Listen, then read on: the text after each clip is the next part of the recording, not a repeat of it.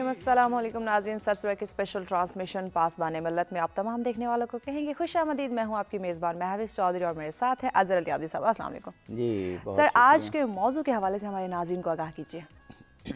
मेरा ख्याल है जब कायदे आज़म की बात की जाए, और जी ये तो हम रोज़ अपने इंट्रो में कहते हैं जी कि जी सच टीवी की ये मुनफरिद काविश है। मेरा नहीं ख्याल पाकिस्तान में कोई और चैनल, या अगर चैनल को भी छोड़ दीजिए, कोई इदारा बिल्कुल वो कायदे आज़म पर इतने प्रोग्राम करता हो ऐसे ही बिल्कुल। और मशाहिरे पाकिस्तान पर इतने प्रोग्राम्स करता हो।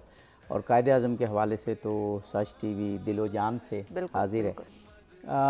मौज़ूआत मुख्तलिफ हैं और सिर्फ यही नहीं, और भी प्रोग्राम हो रहे हैं। यानी सच सवेरा तो लाइव शो हमारा 10 प्रोग्राम हो ही रहे हैं, लेकिन और प्रोग्राम्स भी हैं, सही मुख्तलिफ मौज़ूआत हैं। लेकिन अगर कायदे आज़म के हवाले से बात की जाए कि कोई ऐसा मौजू जो फ़ौरन जहन में आता हो, तो एक तो ख़ुद कुरान और इस्लाम, जिस पर हमने बात की और कुछ करेंगे भी, और दूसरा जमहूरियत। और कायदे आज़म इसको एक ही समझते थे।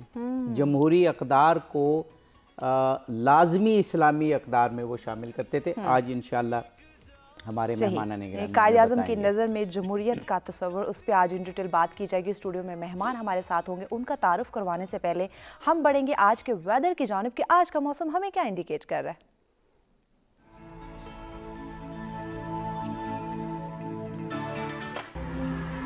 जी, सबसे पहले बात करते हैं इस्लामाबाद की, जहां ज़्यादा से ज़्यादा 20 डिग्री सेंटीग्रेड और कम से कम 7 डिग्री सेंटीग्रेड। रुक करते हैं लाहौर का, जहां ज़्यादा से ज़्यादा 18 डिग्री सेंटीग्रेड और कम से कम 7 डिग्री सेंटीग्रेड।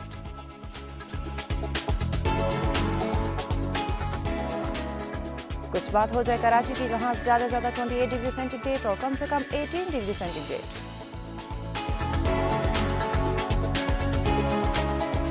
पेशावर का अहवाल आपको बताते चलें, जहां ज़्यादा से ज़्यादा 21 डिग्री सेंटीग्रेड और कम से कम 7 डिग्री सेंटीग्रेड। रुक करते हैं कोयटा का, जहां ज़्यादा से ज़्यादा 18 डिग्री सेंटीग्रेड और कम से कम 1 डिग्री सेंटीग्रेड।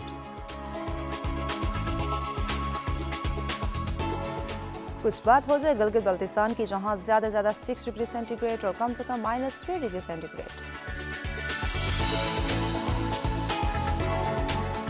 आखिर में बात हो जाए मुजफ्फराबाद की, जहां ज़्यादा से ज़्यादा 16 डिग्री सेंटीग्रेड और कम से कम 4 डिग्री सेंटीग्रेड रिकॉर्ड किया गया।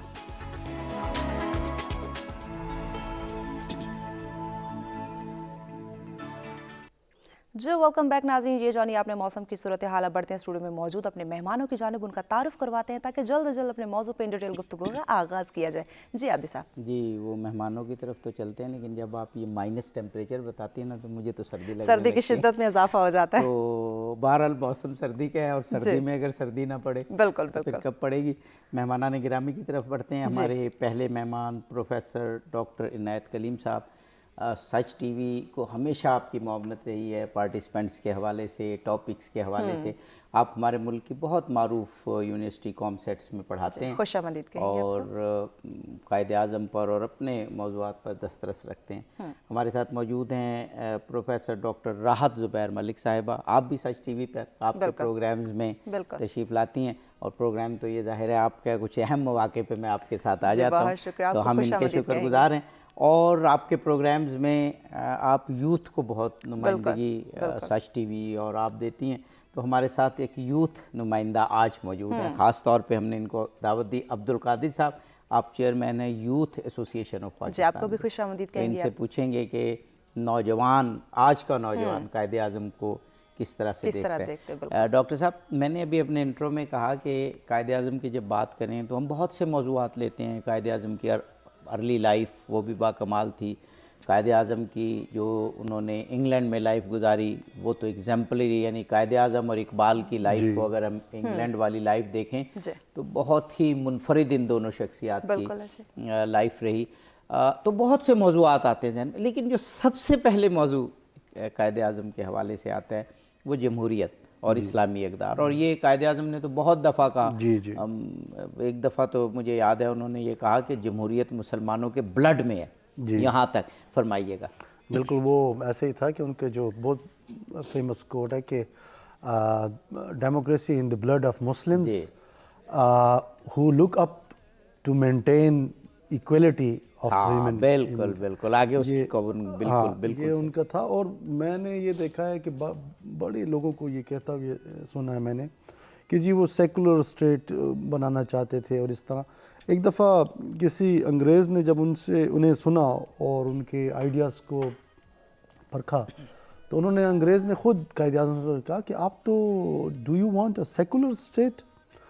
تو قائد اعظم محمد علی جناح ہنس کر بولے کہ آپ نے غالباً اسلام سٹڈی نہیں کیا. سوشیو ڈیموکریٹک سسٹم ہمارا 1300 برس پہلے ہی آ چکا تھا اور یہ اسی کی جو ہے نا وہ ہے عکاسی ہے. اور اگر ہم اس طرح کی ایکویلٹی کی بات کرتے ہیں تو اس کا مطلب یہ نہیں ہے کہ ہم سیکولر اسٹیٹ بنانا چاہتے ہیں.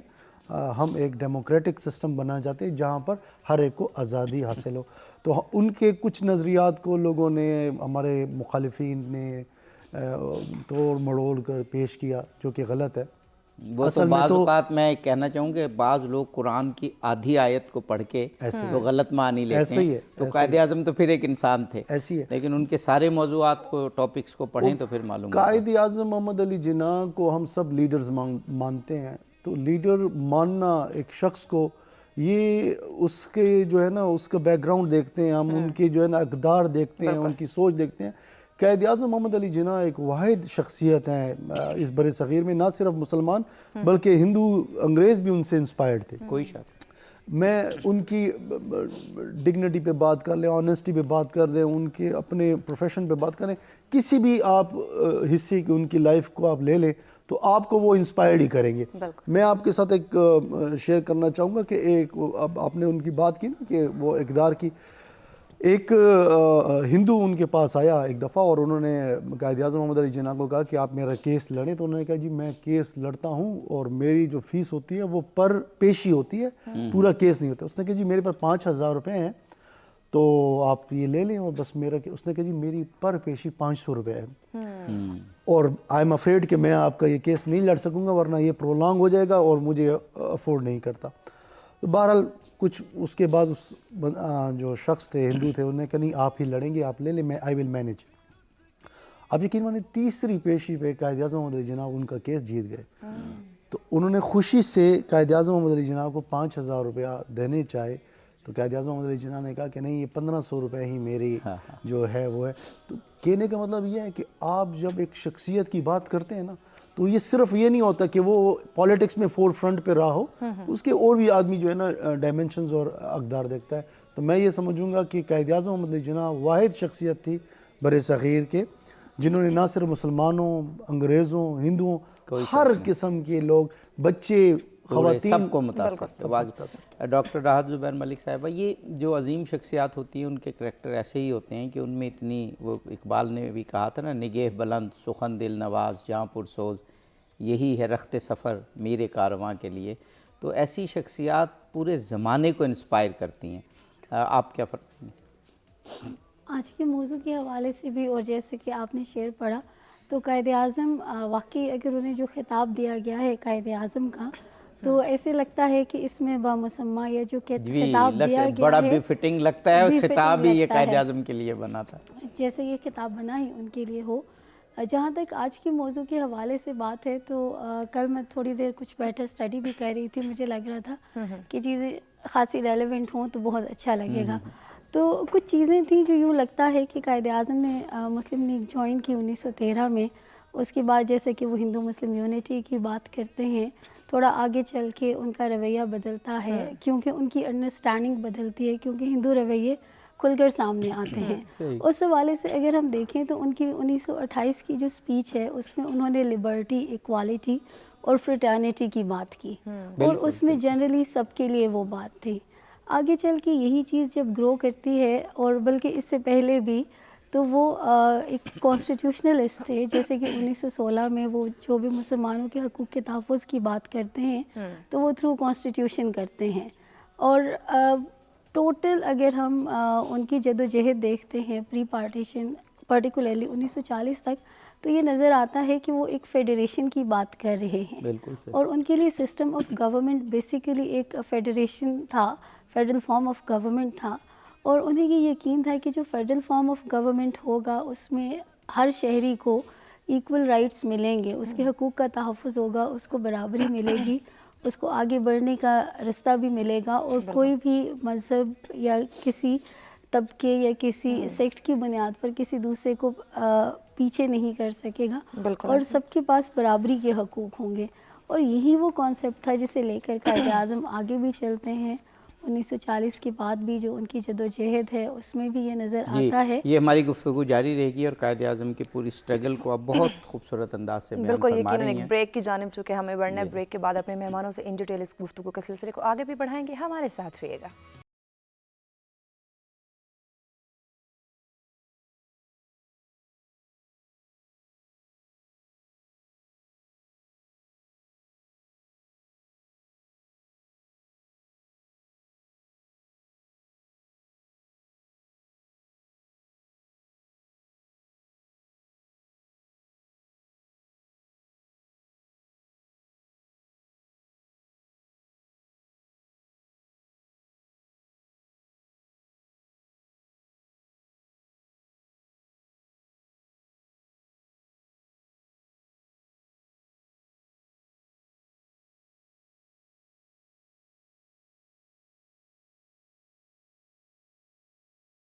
جی ویلکم بیک ناظرین. ساسورا کی اسپیشل ٹرانسمیشن پاسبان ملت میں آپ تمام دیکھنے والوں کو کہیں گے خوش آمدید. ہمارا آج کا موضوع اس پہ ان ڈیٹیل گفتگو کا آغاز ہو چکا ہے. اگر آپ بھی آج کے موضوع پہ ہمیں جوائن کرنا چاہیں، اپنی رائے کا اظہار کرنا چاہیں، یا پھر ہمارے مہمانوں سے کوئی بات کرنا چاہیں تو لائیو کال کے ذریعے جوائن کر سکتے ہیں. نمبر آپ کی اسکرین پہ دیے جا رہے ہیں. جی عاطف صاحب. جی سچ ٹی وی پر پروگرامز کر کے اتنی خوشی ہوتی ہے بالکل کہ سچ ٹی وی جو ٹاپکس اور جن شخصیات پہ گفتگو کرتا ہے، آدمی سوچتا ہے کہ واقعاً ان شخصیات کو ہمیں ماڈل بنانا چاہیے. بالکل ایسے کوئی قائد اعظم کے بارے میں آپ دیکھیں ہم کتنے پروگرامز کرتے ہیں، لیکن موضوعات ہیں کہ ختم نہیں ہوتے، اور آپ کی عظمت ہے کہ اس کا پورا اظہار نہیں ہو پاتا. ایسے ہی واقعی سچ ٹیلی ویژن جو ہے وہ تعریف کے لائق ہے. کوئی شک نہیں. ہمارے ساتھ اب آج یوتھ کی بھی ریپرزینٹیشن، بالکل بالکل آپ اسکالر بھی ہیں اور یوتھ کی نمائندگی بھی کرتے ہیں، عبدالقادر صاحب. تو ان سے یہ پوچھتے ہیں کہ یوتھ قائد اعظم کو کیسے دیکھتی ہے؟ جی جی بہت شکریہ ڈاکٹر صاحب.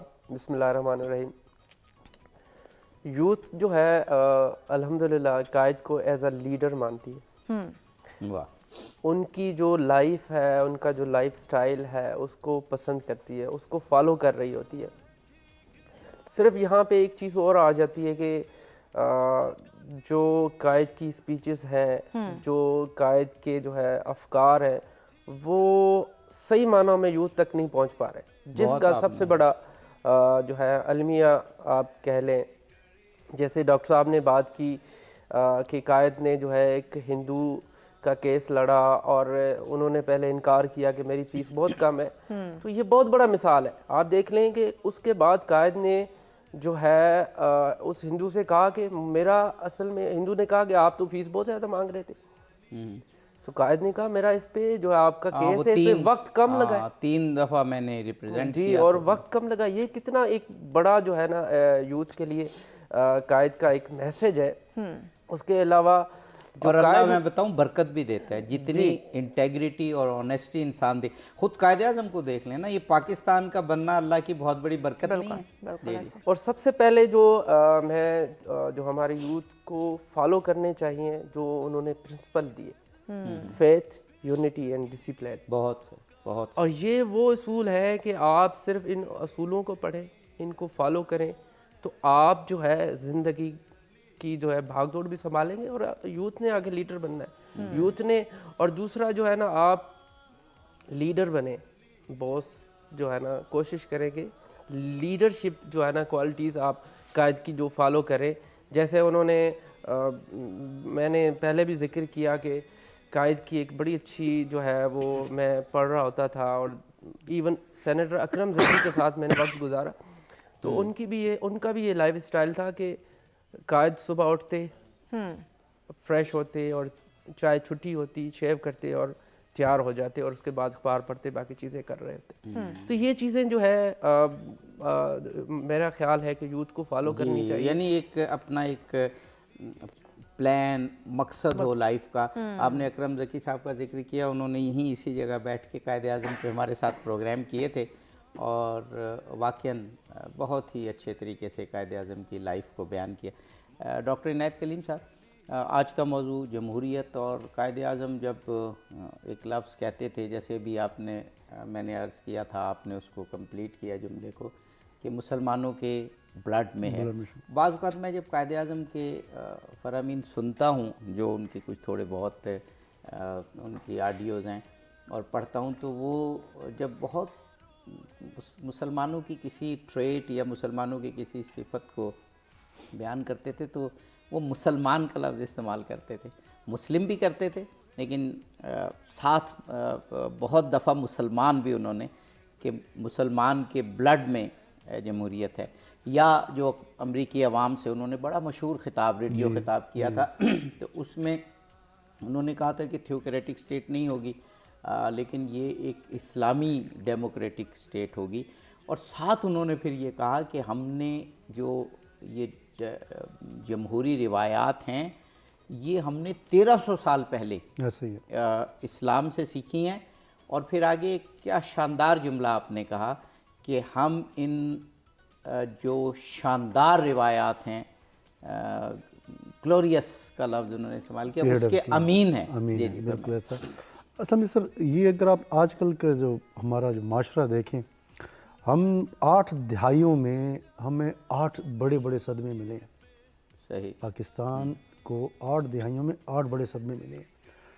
آپ نے یہ دیکھا کہ وہ جب یوتھ کی بات کرتے ہیں تو ڈھاکہ میں 1939 میں وہ یوتھ سے خطاب کرتے ہیں، تو وہاں پہ وہ کہتے ہیں کہ جی آپ کا اولین کام ہے study, do not indulge in politics. بالکل. آج اگر آپ دیکھیں ہماری ہر یونیورسٹی، ہر کالج میں سیاست ہے، جو کہ میچورٹی کا لیول ہمارا یہ ہونا چاہیے کہ اس کے بعد سیاست میں ہم پارٹیسپیٹ کرنے دیں اپنے یوتھ کو، لیکن ہم ان کو اس میں دیتے ہیں جس کی وجہ سے میں نام نہیں لوں گا، آپ پاکستان کی بڑی نامور یونیورسٹی ہے، کچھ دن پہلے وہاں پر اسٹرائک ہوا، ان کے جو وائس چانسلر ہیں ان کا گھیرا ہوا.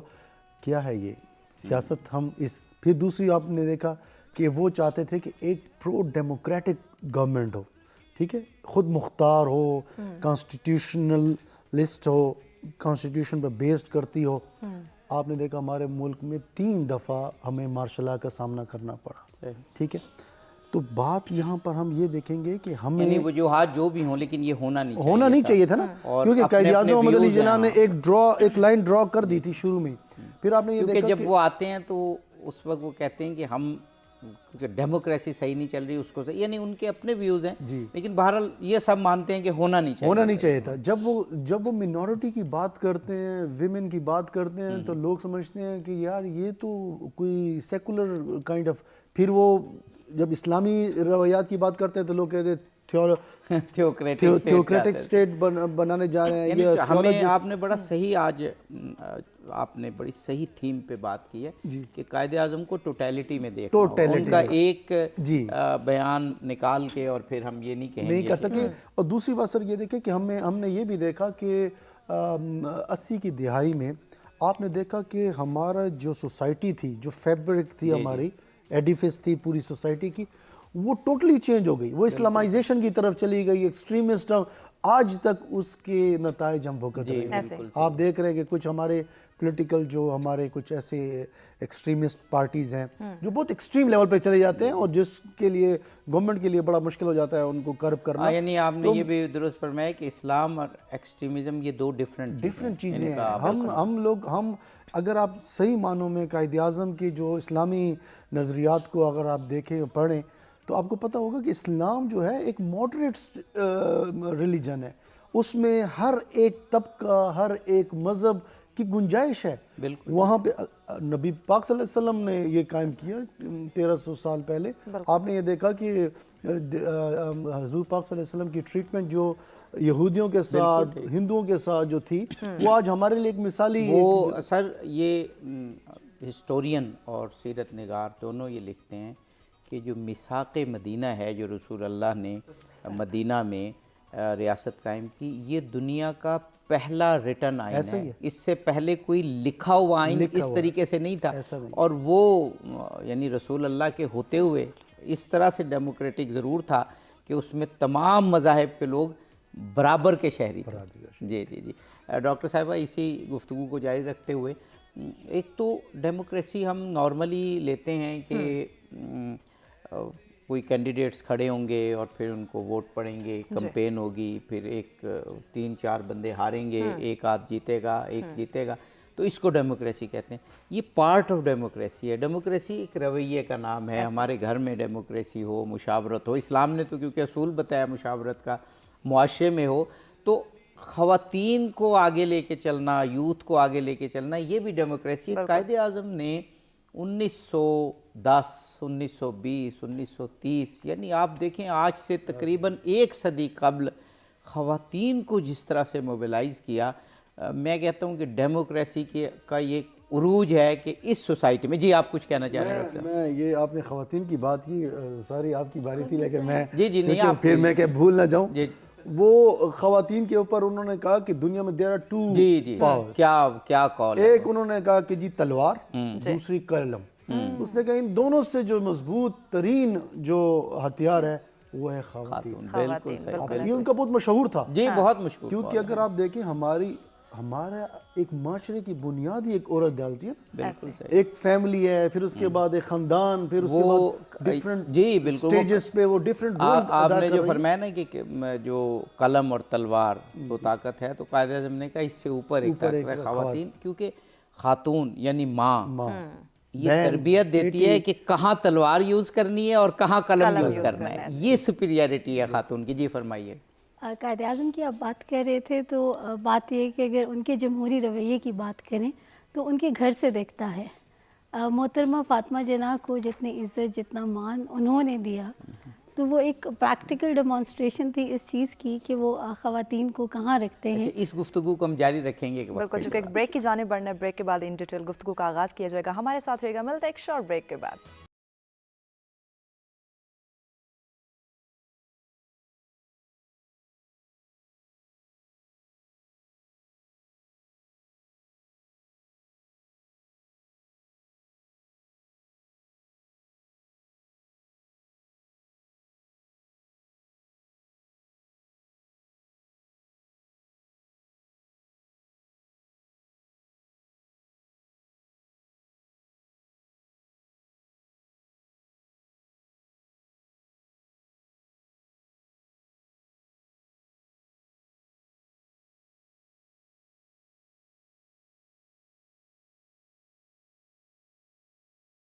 जी वेलकम बैक नाज़रीन। सरसरा की स्पेशल ट्रांसमिशन पासबान मिल्लत में आप तमाम देखने वालों को कहेंगे खुशामदीद। आज के मौजू पे इन डिटेल गुफ्तगू का सिलसिला जारी। अगर आप भी हमें ज्वाइन करना चाहें, अपनी राय का इज़हार करना चाहें, या फिर हमारे मेहमानों से कोई बात करना चाहें, तो लाइव कॉल कीजिए, ज्वाइन कीजिएगा। नंबर आपकी स्क्रीन पर दिए जा रहे हैं। जी आप साहब इस सिलसिले को आगे बढ़ाते हैं। डॉक्टर राहत ज़ुबैर मलिक साहिबा फरमा रही थी कायदे आज़म का डेमोक्रेटिक कंडक्ट और फिर ख़वातीन के हवाले से। बिल्कुल बात मैं कह रही थी कि कायदे आज़म ने कोई भी बात जो कही तो वो महज कह नहीं दी, अपने अमल से साबित की।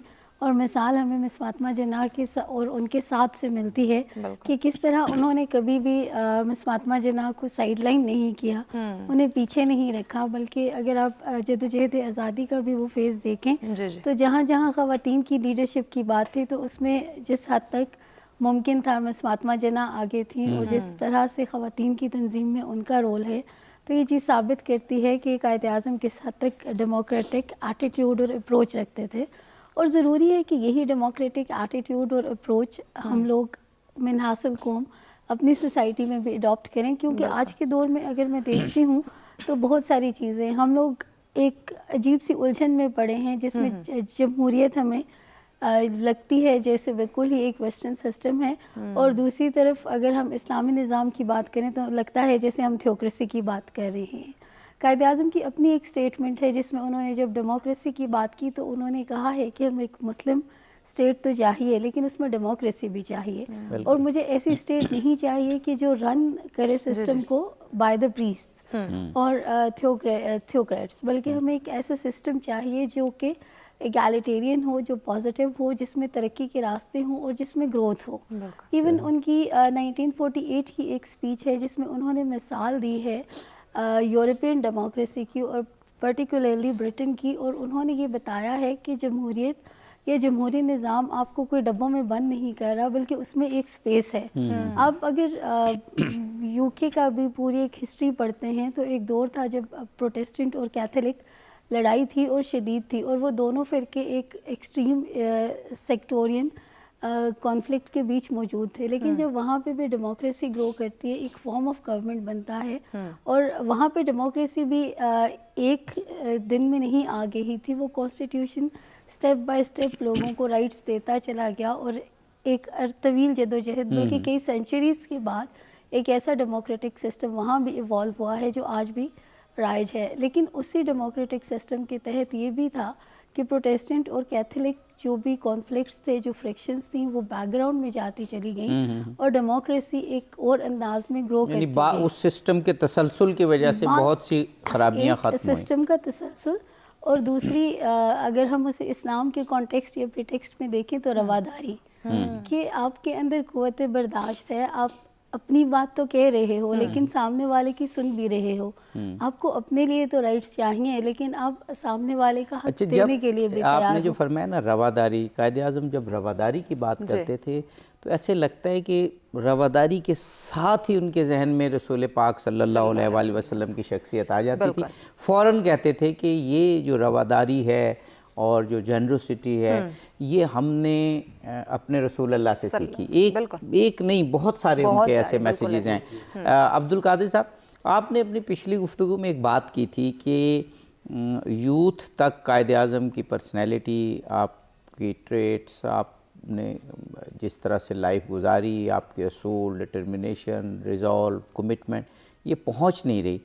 آپ اس کی کیا وجہ سمجھتے ہیں, اور پھر کون سے ایسے مینز, طریقے, یا کیا کرنا چاہیے کہ یوتھ تک قائد اعظم کی پرسنالٹی پہنچے؟ بہت سو تک پہنچتی ہے, جیسے آپ خود مثال ہیں اس کی کہ آپ ینگ ہیں اور قائد اعظم کی شخصیت کے حوالے سے گفتگو فرما رہے ہیں, تو بتائیے گا. سر پہلے جو میں بات کروں گا کہ قائد کی جو ہے نا اصل میں مائنڈ سیٹ چینج کرنے کی کوشش کی جا رہی ہے. وہ اس طرح سے کہ قائد سنی تھے, قائد شیعہ تھے, قائد جو ہے اسلامک اسٹیٹ چاہتے تھے, قائد سیکولر اسٹیٹ چاہتے تھے.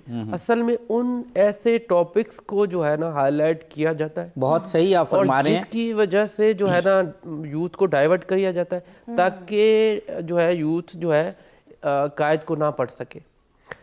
اور جو دوسرا آپ نے فرمایا کہ کس طرح سے ہم کر سکتے ہیں, وہ اس طرح سے کہ ہم اب جیسے کہ ہمارا انشاءاللہ 25 دسمبر کو ہم نے قائد اعظم یونیورسٹی میں ہی تکمیل پاکستان کے نام سے ایک کانفرنس کر رہے ہیں, جس کا موضوع یہی ہے کہ نظریہ پاکستان, پاکستان کی نظریاتی تکمیل ہوئی ہے کہ نہیں, ایجوکیشنل سسٹمیٹک تکمیل ہوئی ہے کہ نہیں. اس کا یہی ذریعہ ہے کہ ہم اس طرح کے جو سیمینارز ہیں اور باقاعدہ ان ٹاپکس پہ جو ہے ٹریننگز ہونی چاہیے.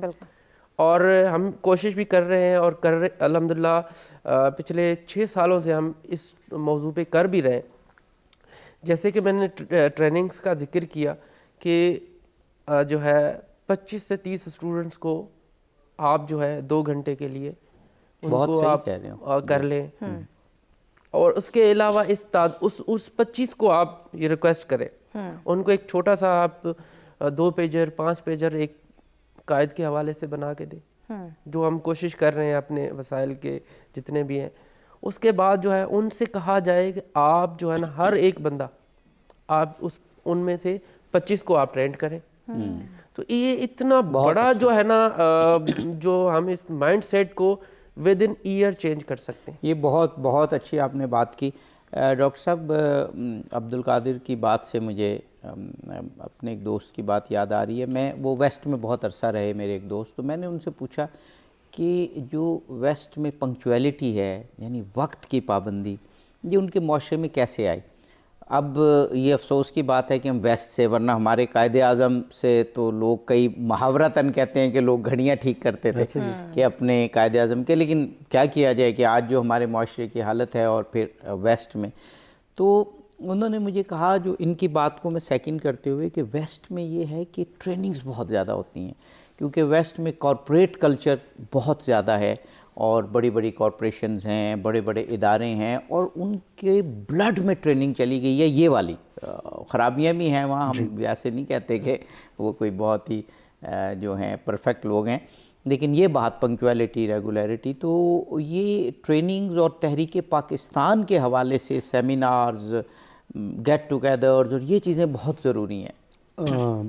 اظہر صاحب بات یہ ہے کہ میں نے کئی جگہوں پر اس کا ذکر بھی کیا ہے, بڑے انٹرنیشنل کانفرنس پہ بھی اس کی بات میں نے کی ہے کہ جو ہماری یوتھ ہے نا, ہمارا جو بنیادی مقصد ہونا چاہیے تھا نا کہ جو پرائمری لیول کا جو ہمارا ایجوکیشن سسٹم ہے اس میں ہمیں ان کو ایک ٹریننگ دینی چاہیے تھی جو کہ ہم نہیں دے رہے. اگر آپ جاپان کی مثال میں آپ کو دے دیتا ہوں, it is one of the glaring examples in this regard, کہ وہاں پر اگر آپ دیکھیں تو وہاں پر کتنا بھی قیمتی چیز آپ کی گم جائے, چاہے 1 کروڑ روپیہ آپ کا بیگ بھرا ہوا آپ بھول جائیں, ٹوکیو میں 24 گھنٹے نہیں تو 48 گھنٹے میں آپ کو وہ بیگ مل جائے گا. وہاں پہ لوگ سگنل نہیں توڑتے, وہاں پہ دیکھتے ہیں کہ ہاسپٹل ہے وہاں پہ ہارن نہیں بجائیں گے. کیوں؟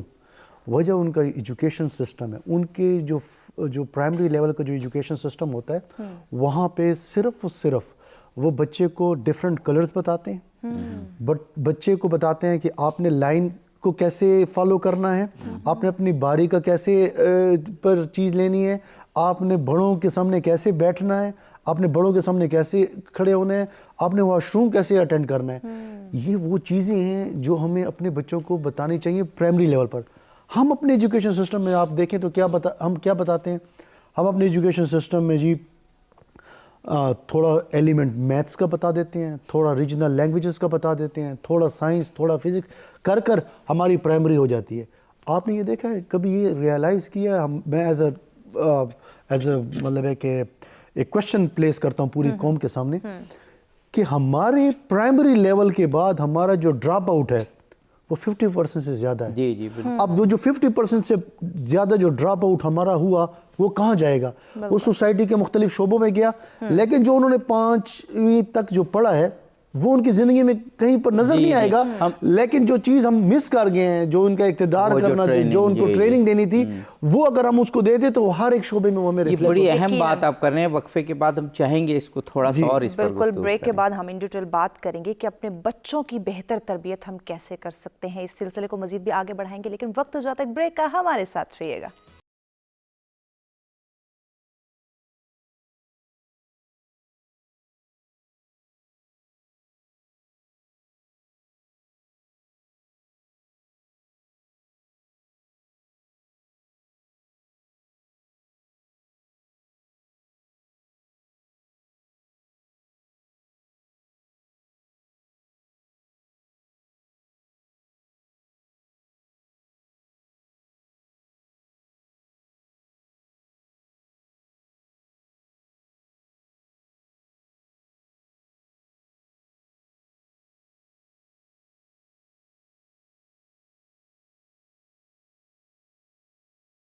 مشن پاسبان ملت میں آپ تمام دیکھنے والوں کو کہیں گے خوش آمدید. آج کا ہمارا موضوع کہ قائد اعظم کی نظر میں جمہوریت کا تصور, اس پہ ان ڈیٹیل گفتگو کا سلسلہ جاری ہے. اسٹوڈیو میں مہمان ہمارے ساتھ موجود ہیں. پروفیسر ڈاکٹر عنایت کلیم صاحب ہمارے ساتھ ہیں, ان کے ساتھ تشریف فرما ہے پروفیسر ڈاکٹر راحت زبیر ملک صاحبہ, ان کے ساتھ تشریف فرما ہے پروفیسر عبدالقادر صاحب. آپ تینوں مہمانوں کا بہت شکریہ, آپ نے ہمیں جوائن کیا ہوا ہے. جی عابد صاحب. جی بلکہ وقفے سے قبل ڈاکٹر صاحب ایک بات ٹریننگ کے حوالے سے کر رہے تھے, میں چاہ رہا تھا وہ آپ مکمل کر لیجیے. میں سر یہی بتاؤں گا کہ ٹریننگ جو ہے نا سب سے پہلے آپ نے جو بچے کو دینی ہے وہ گھر میں ہی دینی ہے.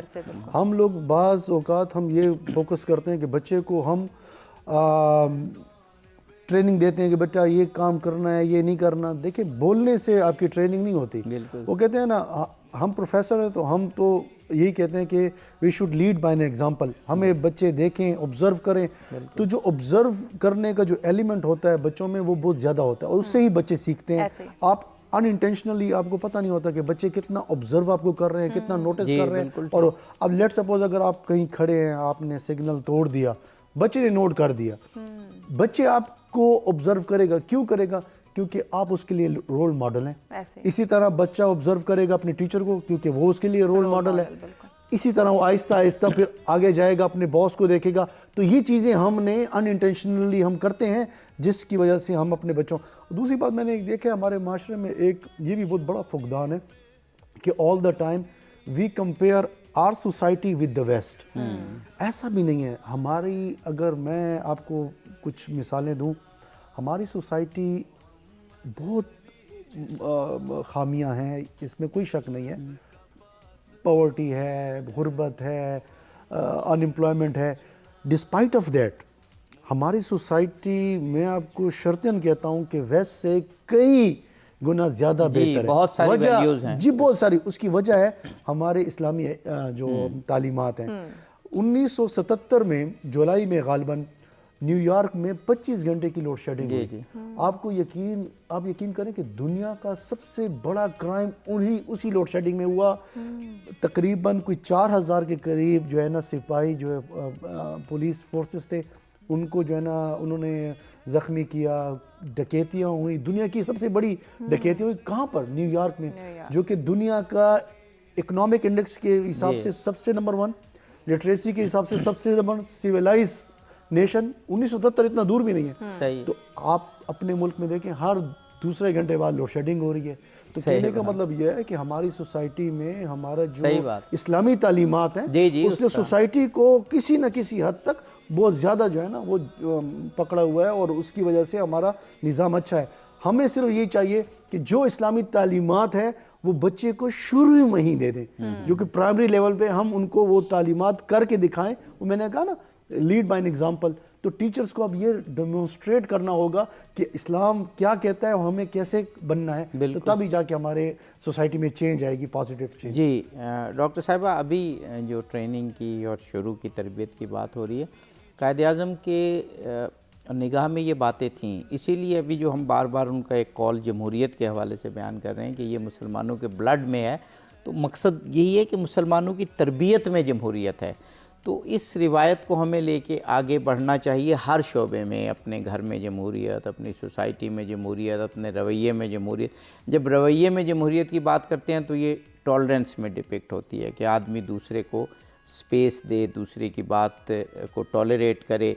जब बहसियत मजमूई मुआशरे की बात होती है कि डेमोक्रेसी हो, तो वो जो है कि बाहम मुशावरत से जो है निज़ाम आगे चले।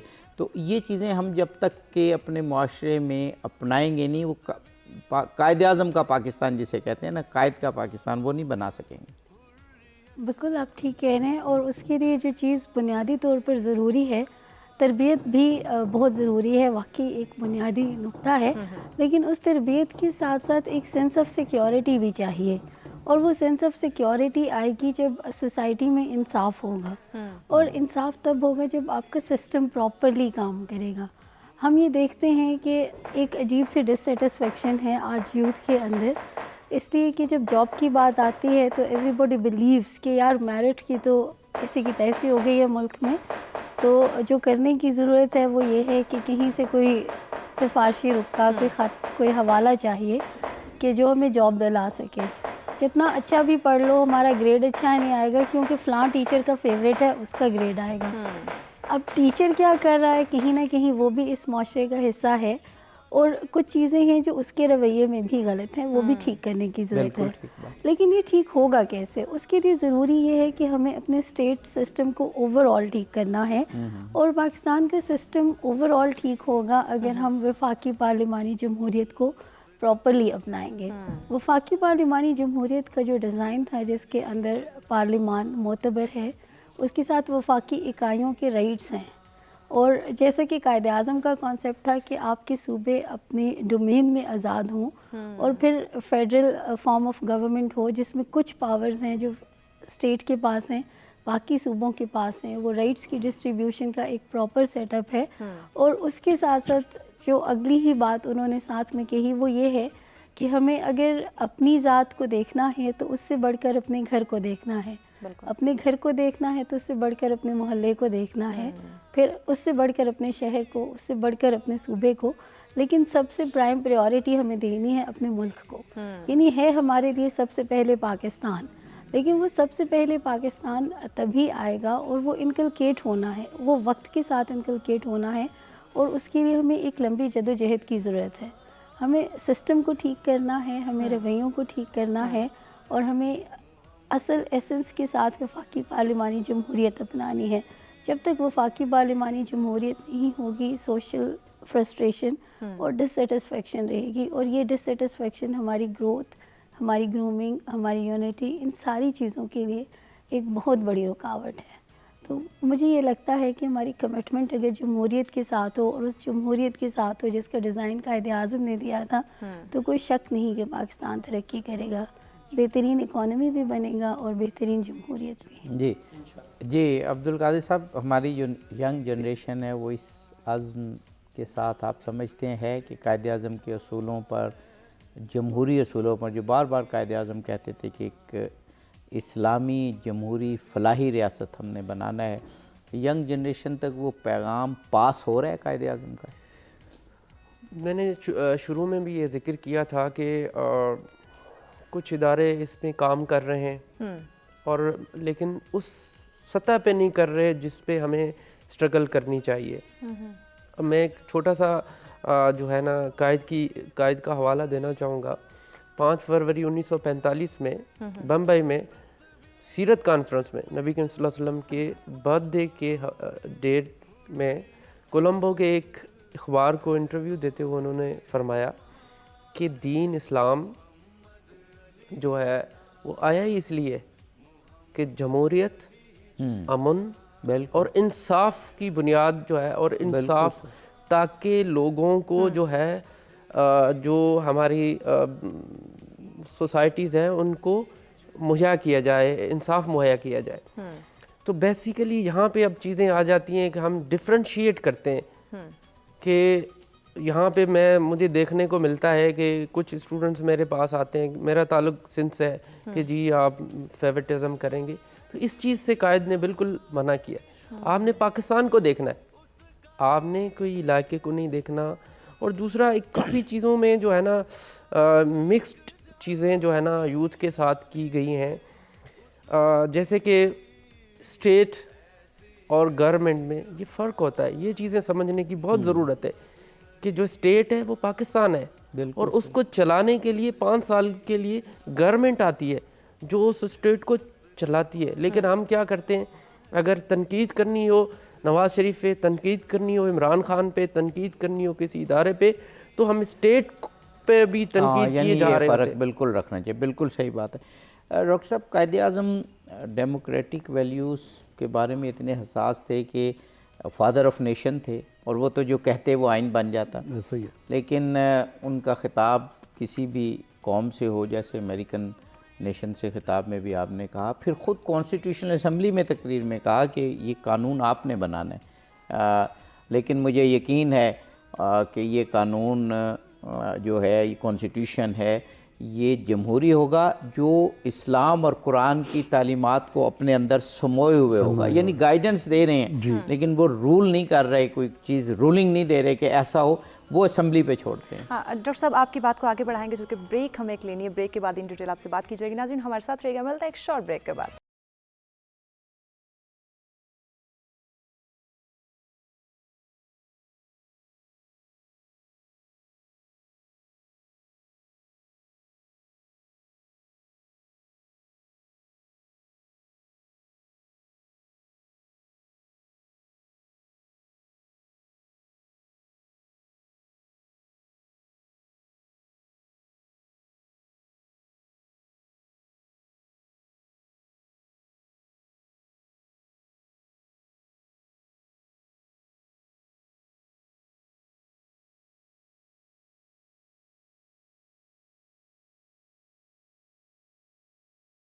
ویلکم بیک ناظرین. سسوے کے اسپیشل ٹرانسمیشن پاسبان ملت میں آپ تمام دیکھنے والوں کو کہیں گے خوش آمدید. اپنے مہمانوں سے ان ڈیٹیل گفتگو کا سلسلہ جاری. آپ صاحب سلسلے کو جی, میں نے ڈاکٹر عنایت کلیم صاحب سے سوال کیا تھا کہ قائد اعظم بابا قوم تھے, فادر آف نیشن تھے, ان کا کہا ہوا آئین بن جانا تھا, جبکہ خود لائر بھی تھے, یعنی وہ تو آئین تخلیق کر سکتے تھے, جورسٹ تھے, وہ تو کہتے ہیں فلاسفر تھے آئین کے. لیکن وہ جہاں بھی کہتے ہیں, جب جتنے بھی خطابات ان کے سنے, وہ جو بڑا مشہور امریکی عوام سے خطاب ہے, پھر کانسٹیٹیوشنل اسمبلی سے خطاب, تو اس میں انہوں نے کہا آئین آپ بنائیں گے، بلکہ ایک جگہ تو انہوں نے کہا مجھے نہیں معلوم آئین کیسا ہوگا، لیکن مجھے یہ یقین ہے کہ یہ ڈیموکریٹک ہوگا، جمہوری ہوگا، لیکن اسلام اور قرآن کی تعلیمات کو اپنے اندر سموئے ہوئے ریفلیکٹ کرے گا. بالکل. اب سر میں یہ بھی دیکھتا ہوں ہمارے معاشرے میں ہماری جو یوتھ ہے نا، کیونکہ سر نے قادر صاحب نے یوتھ کی بات کی تو اس کو تھوڑا سا میں اس کے اندر انکلوڈ کرنا چاہوں گا کہ ہمارے یوتھ کو بڑے کوارٹر سے ڈفرینٹ ڈائمینشن سے مس گائیڈ بھی کیا جا رہا ہے. کچھ ہمارے سیکٹرز ہیں جو یہ کہتے ہیں کہ یار پاکستان نہ ہی بنتا تو بہتر تھا، یہ تو جو کہ ٹوٹلی ہی مس پرسیپشن اور ابھی آج کا انڈیا دیکھ لیں تو پتہ چل جاتا ہے. اگر آپ کل دور کی بات نہیں کرتے، رات کو میں ٹی وی نیوز دیکھ رہا تھا تو اس کے ایک پروونس میں انہوں نے کیا کیا کہ جی وہاں پہ ان کی جو آر ایس ایس کے جو لیڈرز تھے وہ خطاب کر رہے ہیں اور کہہ رہے ہیں کہ جی آپ لوگوں نے مسلمانوں کو مارنا ہے تو تلوار اب کافی نہیں ہے، موبائل تو 5,000 کا بھی چل جائے گا، لیکن آپ نے ہتھیار کم از کم 1 لاکھ سے اوپر لینا. یہ کل کی وہ ہے، آپ لوگوں نے سب نے ان کی وہ ویڈیو کلپ وہ دیکھا بھی ہوگا. تو کہنے کا مطلب یہ ہے کہ قائد اعظم شروع میں تو وہ مسلم ہندو یونٹی کے ایمبیسیڈر کہا جاتے تھے نا، بعد میں انہوں نے پرسیو کیا کہ یہ کتنا خطرناک ہوگا. وہ کب کیا؟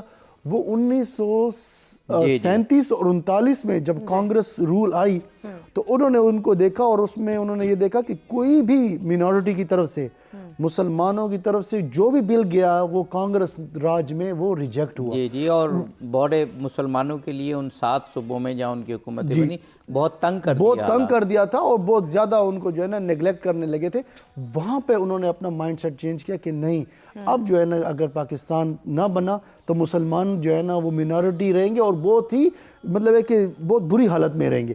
پھر انہوں نے اس کے اوپر پھر اس کے بعد میں نے ایک دفعہ وہ نہرو یہ مہاتما گاندھی کے ساتھ بیٹھے ہوئے تھے تو مہاتما گاندھی نے انہیں کہا کہ جناح مجھے یہ بتائیں کہ آپ ڈیسیجن کیسے لیتے ہیں؟ تو قائد اعظم محمد علی جناح نے کہا کہ میں تو اپنے بارے میں آپ کو بعد میں بتاؤں گا، پہلے میں آپ کو یہ بتاتا ہوں آپ ڈیسیجن کیسے لیتے ہیں. تو اس نے کہا کہ جی ہاں بتاؤ. بہت چونکے وہ بڑے حیران ہوئے.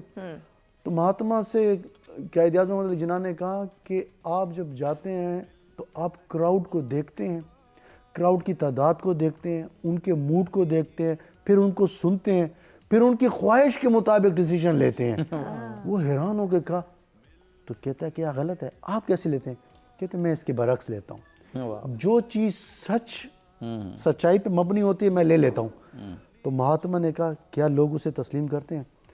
تو قائد اعظم محمد علی جناح نے کہا کہ بالکل نہیں، شروع میں بہت مخالفت ہوتی ہے، آہستہ آہستہ مجھے سننے والے، مجھے فالو کرنے والے یہ جان جاتے ہیں کہ یہ جو ہے سچائی پہ ڈٹا رہے گا اور اسی کی بات ہی ماننی پڑے گی. تو کہنے کا مطلب یہ ہے سر، جب آپ لیڈرز بنتے ہیں نا تو پھر آپ اپنے کردار سے، اپنے کاموں سے، اپنے بیانات سے آپ ان کو ریفلیکٹ کرتے ہیں، سچائی کو ریفلیکٹ کرتے ہیں، آپ سچائی کے اوپر جو ہے نا قائم رہتے ہیں. اسی طرح میں ایک اور چھوٹا سا میں آپ کو ایک وہ بتاؤں کہ قائد اعظم محمد علی جناح تو ڈیموکریٹک، جیسے آپ نے کہا نا وہ وکیل بھی تھے، ایک لائر تھے اور بہت خود کانسٹیٹیوشن لکھ سکتے تھے. انہوں نے کیوں کہا؟ سب سے بڑی جو ریزن تھا نا، لاجیکل ریزن، وہ تھا امپاور کرنا.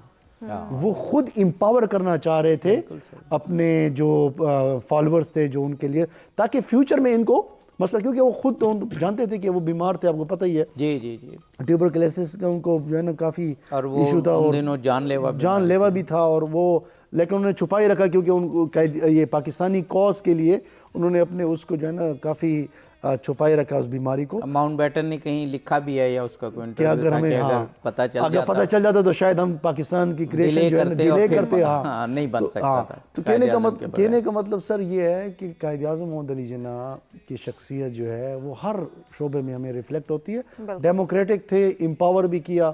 ان کے جانے کے بعد ہمیں کچھ سانحہ کا سامنا ہوا، لیکن جب تک وہ تھے تو ہم نے یہ دیکھا کہ انہوں نے پاکستان کو آزاد بھی کروایا جو کہ امپاسبل تھا، اور اس کو جو ہے نا بر صغیر میں جو ہے نا ایک شائننگ سٹار کی طرح.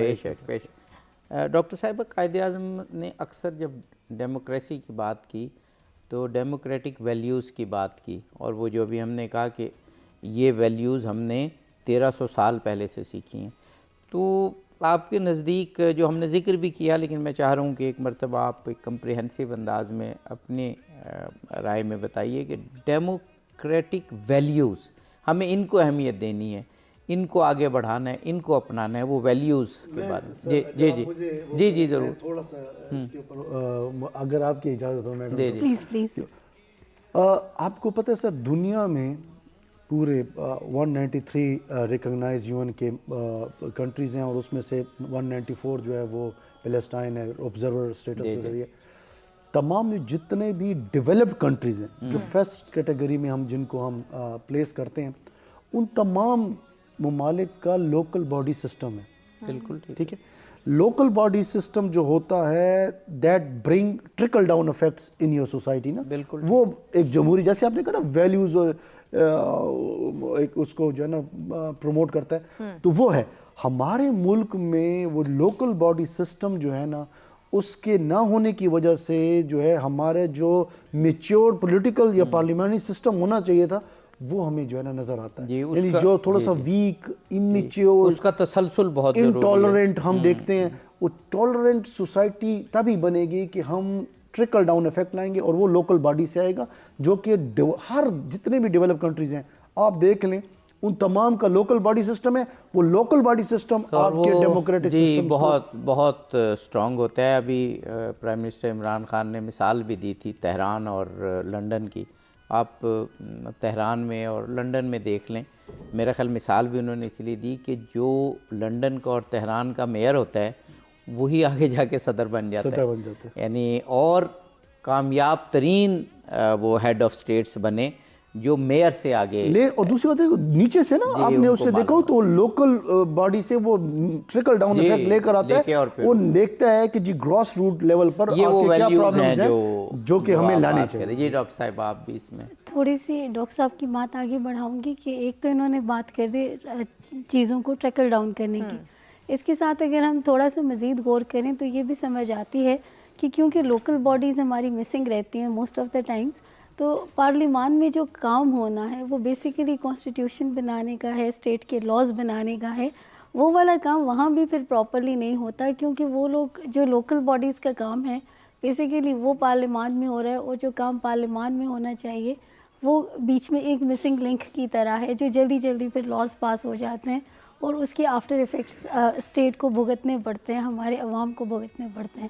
یہ تو ایک چیز ہے. دوسری جو ڈیموکریٹک ویلیوز کی بات ہم کر رہے ہیں اور قائد اعظم کے حوالے سے کر رہے ہیں، تو قائد اعظم ہی کی اسپیچ ہے کہ ابھی جو ہماری اسٹیٹ بنے گی اس میں Hindus would cease to be Hindus and Muslims would cease to be Muslim. 11 اگست والی اسپیچ. لیکن اگر اسی 11 اگست والی اسپیچ کو ہم تھوڑا سا آگے پورا پڑھنے کی کوشش کریں تو انہوں نے اس میں بڑی کلیئرٹی سے یہ بات کی ہوئی ہے کہ اس سے ان کا یہ مطلب نہیں کہ ہندو ہندو نہیں رہے گا اور مسلمان مسلمان نہیں رہے گا، بلکہ ہندو ہونے کی وجہ سے جو آپ اس کو ڈسکریمنیٹ کریں یا مسلمان ہونے کی وجہ سے آپ اس کو ڈسکریمنیٹ کریں وہ نہیں رہے گا. اس کے بعد یعنی پاکستان بننے کے بعد ایک ایسی ڈیموکریسی ڈیولپ ہوگی جس میں انسان ہوگا. مذہب کی ویلیو پہ، سیکٹ کی ویلیو پہ، اپنی کسی کاسٹ اور کریڈ کی ویلیو پہ آپ کسی کو لک ڈاؤن اپون نہیں کریں گے، بلکہ اس ملک میں رہنے والا ہر انسان انسان ہوگا. اس کا مذہب کیا ہے یہ اس کی بات ہے، اور وہ مذہب کیسے چل رہا ہے. یہاں ہمیں ایک بریک لینی ہے، بریک کے بعد جی بالکل مذہب کیسے چل رہا ہے یہاں سے بات کو مزید بھی آگے بڑھائیں گے. وقت جب تک بریک کا ہمارے ساتھ رہیے گا.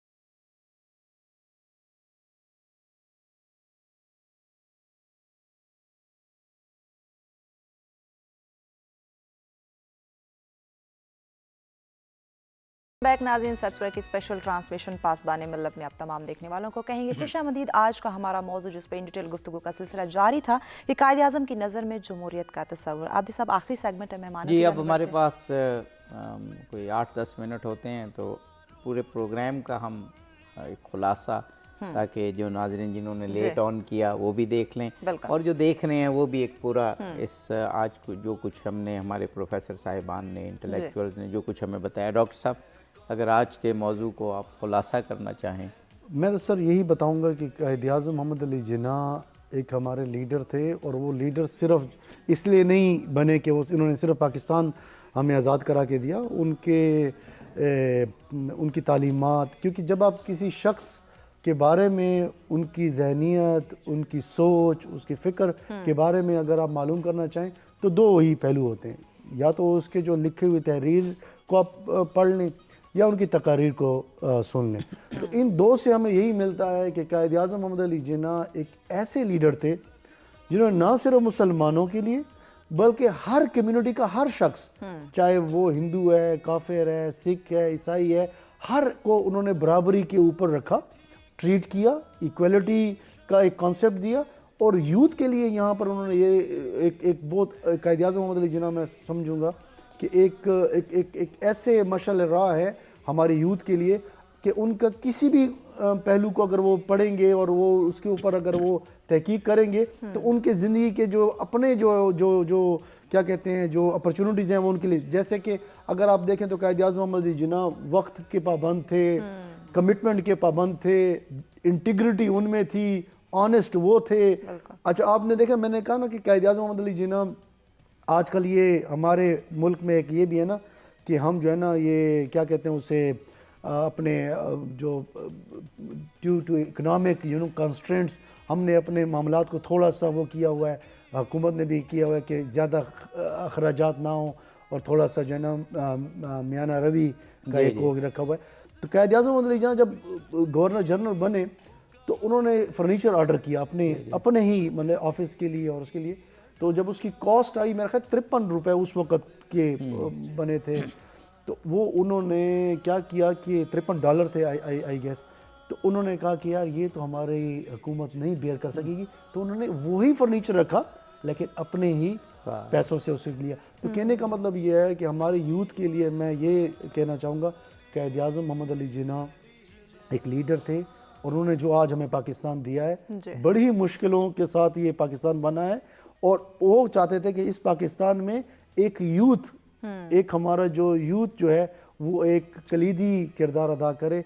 मेरा ये ख्याल है कि अगर हम यूथ को अपने जो हमारे प्राइमरी लेवल है, सेकेंडरी लेवल है, उसमें कायद-ए-आज़म की मुख्तलिफ़ तालीमात के बारे में सही तरीके से बता सकें, उनकी सोच के बारे में सही तरीके से बता सकें, तो हमारे लिए सोसाइटी के लिए बहुत पॉजिटिव होगा। जी, बहुत खूब डॉक्टर साहिब, आप जिन्ना, कायद-ए-आज़म मोहम्मद अली जिन्ना, मेमार कौम, बाबाए कौम और खालिक पाकिस्तान, उन्होंने जो डेमोक्रेटिक वैल्यूज़ के हवाले से जो हमें ख़ास तौर पर अपनी बहुत सारी तकरीरों में एम्फेसाइज़ किया, ज़ोर दिया कि ये हमने ना सिर्फ गवर्नमेंट में बल्कि अपनी निजी और माशरती ज़िंदगी में भी डेमोक्रेटिक वैल्यूज़ को अपनाना है, जो दरअसल वही हैं जो इस्लामी तालीमात। बिल्कुल, कायद-ए-आज़म की तकारीर देखें या कायद-ए-आज़म की स्ट्रगल देखें थ्रू आउट 1913 से ऑनवर्ड्स, क्योंकि एक जो पहली प्रोमिनेंट चीज़ नज़र आती है वो मायदा लखनऊ है 1916 का। और उसके बाद आप जब भी देखें जो भी तब्दीलियाँ आई माशरे में, जो भी रवैये बदले, कायद-ए-आज़म का अपना सफ़र as nationalist Muslim to Muslim nationalist, वो पूरी की पूरी चीज़ अगर आप देखें तो उन्होंने कॉन्स्टिट्यूशन की बात की, कॉन्स्टिट्यूशनल बिहेवियर्स की बात की और राइट्स के प्रोटेक्शन की बात की। और उसमें माइनॉरिटीज़ के राइट्स देखें या जब मेजॉरिटी के राइट्स देखें तो उनकी हमेशा एक बात रही कि आप एक कॉन्स्टिट्यूशन और उस कॉन्स्टिट्यूशन के थ्रू सबके राइट्स की प्रोटेक्शन हो, और उसमें भी वफाकी पार्लिमानी जमहूरियत की बात है। और यही वो चीज़ है जो इस इलाके, इस खित्ते के लिए बहुत ज़रूरी है, क्योंकि डेमोक्रेसी तो हम अपना सकते हैं लेकिन हम इसको प्रॉपर्ली, जो वेस्टर्न फॉर्म ऑफ डेमोक्रेसी है उसके तौर पे यहाँ अडॉप्ट करना بالکل ہی ناممکن ہے، کیونکہ ہم لوگ ایک ہی طرح کے لوگ نہیں ہیں. رویے، کلچر، روایات، ہماری تاریخ اور بہت ساری چیزیں ہیں جو ایک دوسرے سے تھوڑے تھوڑے فرق کے ساتھ ملتی بھی ہیں، لیکن تھوڑا تھوڑا سا فرق بھی ہے. اور ضروری ہے کہ ہم اس فرق کی عزت کریں، اس تھوڑے تھوڑے سے فرق کی عزت کرتے ہوئے اسے ساتھ لے یہی کر جمہوری رویہ ہوتا ہے. پارلیمانی جمہوریت میں چلیں گے تو یہی جمہوری رویہ یہ ہوگا. بلکہ آپ نے قائد اعظم کی جو اسٹرگل کی بات کی، تو جب ہم 1910 میں وہ پہلی دفعہ لیجسلیٹو جو اسمبلی تھی اس کے ممبر بنے، اس وقت سے لے کے آخر تک آپ نہ صرف جو انڈو پاک ہے بلکہ پوری دنیا کے جمہوری حقوق کی بات کرتے رہے. ہم نے پڑھا کہ جب اسمبلی میں وہ منتخب ہوئے، پہلے ہی تقریباً یہ 1910 کی دہائی کے مڈل کی بات ہے، جنوبی افریقہ کے لوگوں کی آواز انہوں نے اٹھائی، اور وہاں پر یہ پیلسٹائن کی کہ وہاں پر جو ظلم ہو رہا ہے اور ان کو اختیارات نہیں دیے جا رہے، اس کی بات کی. جی عبدالقادر، آپ کو تو قائد کے حوالے سے یہ پیغام ہے جو قائد نے ہی جو ہے ہمیں دیا. جی، قائد وکیل تھے تو ایکسٹرا آرڈنری وکیل تھے. انہوں نے سیاست میں قدم رکھا تو ان سے بڑا سیاستدان کوئی نہیں تھا. بالکل انہوں نے جو بھی کام کیا وہ اس میں ایکسپرٹ تھے. تو میرا یوتھ کو یہی میسج ہے، اگر آپ تعلیم حاصل کر رہے ہیں، جو بھی آپ کی فیلڈ آپ نے چوائس کی ہے، جو بھی اس میں آپ ایکسپرٹ بن جائیں. اور آپ اسی طرح سے اگر آپ نے جو آپ کا کام ہے وہ اچھے طریقے سے کیا، تو یہ بھی اگر تعلیم ہے تو آپ نے اچھے طریقے سے تعلیم حاصل کی تو یہ بھی ایک پاکستان کی خدمت ہوگی، اور یہ بھی جو ہے نا ایک قائد کا جو ہے نا آپ اس کے فرمانوں کی فرمان برداری آپ کر رہے ہوں گے. بہت خوب. جی جی میں نے یہ بھی دیکھا کہ قائد اعظم اگر ہم یوتھ کے لیے اسپیشلی آج کل کے اس معاشرے کے لیے اگر ایک سبق رکھنا چاہیں تو قائد جو ہے نا بار بار ٹالرنٹ کی بات کرتے جی جی بالکل. ایک ٹالرنٹ سوسائٹی وہ جو ہے نا قائم کرنا چاہ رہے تھے، جو کہ آج کل ہمارے ملک میں وہ سوسائٹی ڈیولپ جب تک ٹالرنٹ سوسائٹی نہیں ہوگی ہم ترقی بھی نہیں کر سکتے. تو میں یوتھ کو یہ کہوں گا کہ آپ ٹالرنٹ رہیں. جیسا کہ میڈم نے کہا، بہت اچھا انہوں نے کہا کہ نہ یہ ٹالرنٹ میں یہ بھی آتا ہے کہ آپ نہ صرف بات خود کریں بلکہ دوسرے کی بات ایکوموڈیٹنگ رہیں. آپ کا بیہیویئر ایکوموڈیٹنگ ہو، ایکوموڈیٹنگ ٹورڈز مینورٹی، ایکوموڈیٹنگ ٹورڈز ویمن، ہر ایک کے حقوق کے پاسدار بنے، تبھی جا کے بات بنے گی. اور یہ ٹالرنٹ جب تک ہماری سوسائٹی میں نہیں آئے گا ٹالرنس، تو میرا خیال ہے کہ اس وقت تک ہم جو ہے نا ترقی کے راستے پر کمزم نہیں. جی بہت شکر گزار ہیں پروفیسر عنایت کلیم صاحب آپ کا، پروفیسر ڈاکٹر راحت زبیر ملک صاحب آپ کا، عبدالقادر صاحب آپ کا، آپ تشریف لائے.